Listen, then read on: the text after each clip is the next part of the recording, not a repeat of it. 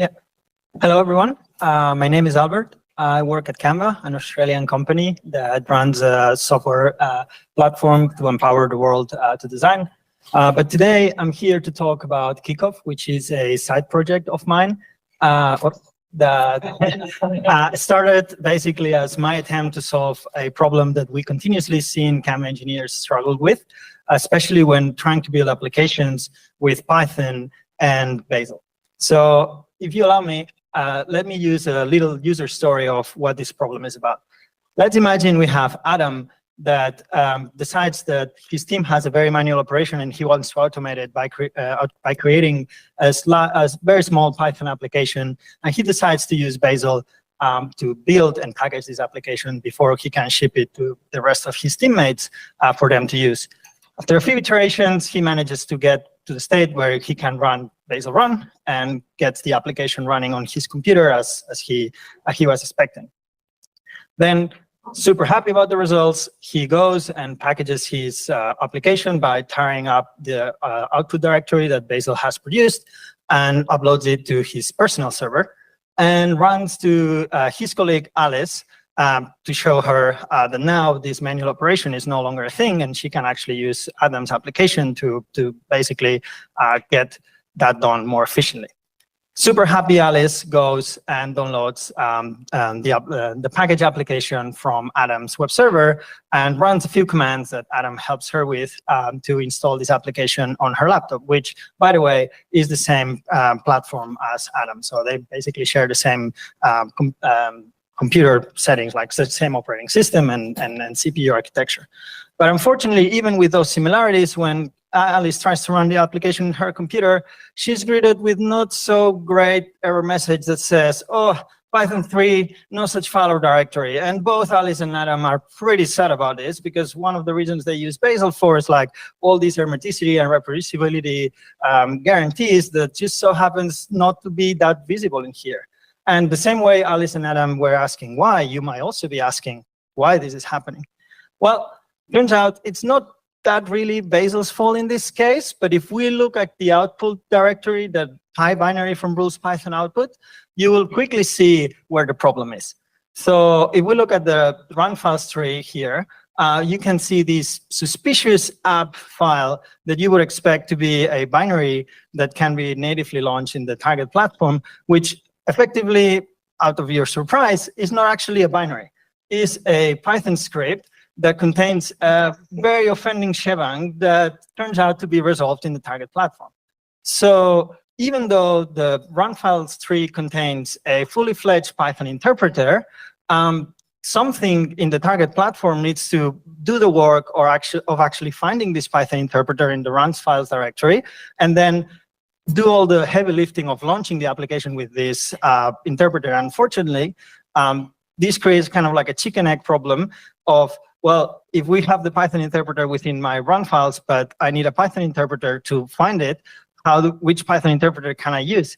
And in this particular case, the easiest solution that the RuleSpy authors seem to have landed on is just assume that there will be some form of Python interpreter installed in the target platform, which in the case of the poor Alice didn't happen to be.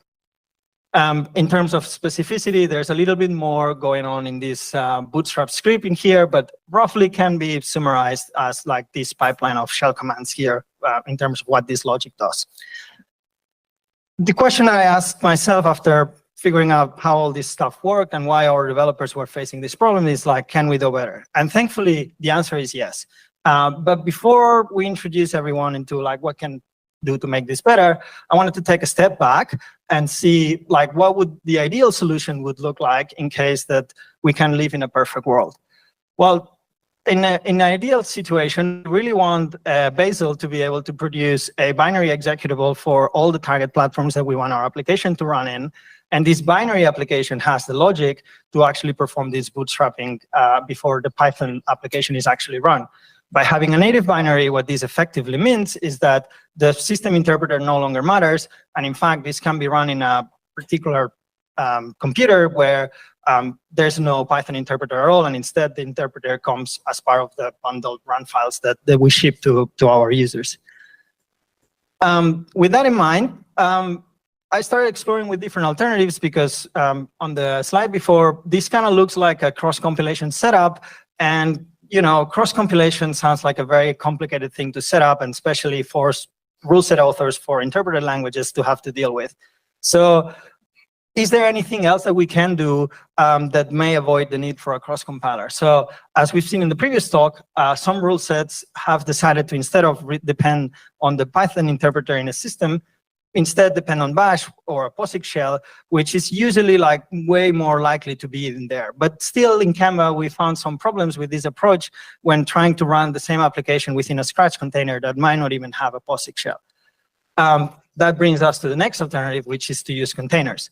With containers, we can use the container runtime as this native launcher that knows, hey, by the way, the Python interpreter is in this run files directory, and I want you to launch this container using this particular path, and therefore everything works.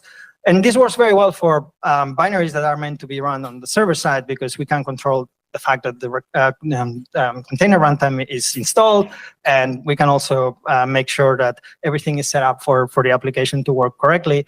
But it might be a little bit of a more problematic alternative if we plan to ship these applications to client side, because our users might not even have a container runtime installed, or if they do, sometimes if they run a CLI tool locally, they might expect that it can see some files in the file system or even reach through the network, and the process and network and file system isolation that come with containers might get in the way. So after evaluating all these possibilities, I kind of like going back to, well, it turns out that really the solution that works better here is a native launcher, but the cross-compilation aspect of making a native launcher is kind of like really the problem that I'm trying to solve here. So I started thinking, can I actually emulate the idea of having a cross-compiler without having a cross-compiler? That was a wild idea until I actually stumbled on the fact that executable binaries formats for all major operating system, ELBS, macOS, and P32, turns out to not care about arbitrary data that can be appended at their end. So what I did is I built Kickoff, which is this particular launcher that is basically a collection of runtimes that are pre-built. They're pre-built using Rust, which can target multiple target platforms. And using this knowledge that I got that binaries for the major operating systems don't care about arbitrary data being appended at the end, it allows users to basically inject at the very end of each of these runtimes a JSON manifest in a trailer to tell the runtime how to actually read this manifest with like the starting point and the length.